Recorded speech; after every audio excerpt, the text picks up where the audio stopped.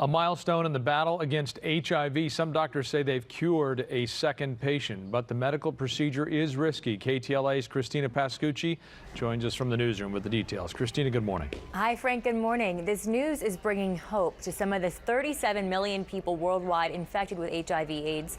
12 years ago, the Berlin patient was apparently cured and still is showing no signs of the virus. And now we have the London patient who hasn't had any sign of HIV for a year and a half. Not only did both men have HIV, but they also had cancer, so that's what makes their cases a little unique. Doctors gave them a bone marrow stem cell transplant, and the key piece here is that the donor in both cases had a rare genetic mutation that made them HIV resistant. The treatment appears to have worked, and the London patient no longer takes antiretroviral drugs. The catch is that stem cell transplants are extremely dangerous. There's a high risk of death, and the same treatment has not worked in all patients, but again, it gives hope. The first patient, Berlin patient, almost died, and he had to be in a medically induced coma.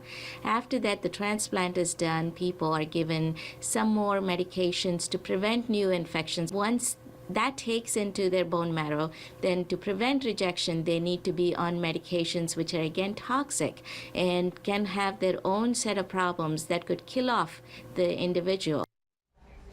The Berlin patient is this man, Timothy Brown. He's actually an American who was treated in Berlin. He has some advice for the London patient who has asked to remain anonymous.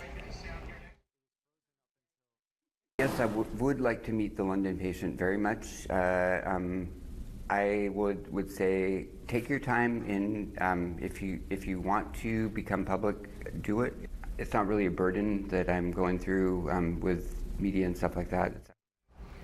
President Trump has said he wants to end the HIV and AIDS epidemic in the U.S. within 10 years. He recently disbanded the HIV council he set up, but months later asked for funding for a new plan. This morning, he did cite the news that came out in the medical world and said it is great news for all. And the findings from this are being presented this morning at a conference in Seattle. We are watching for that big reveal as it happens, and we'll bring that to you as we get information. I'm Christina Pascucci reporting live from the newsroom. I'll send it back to you, Frank.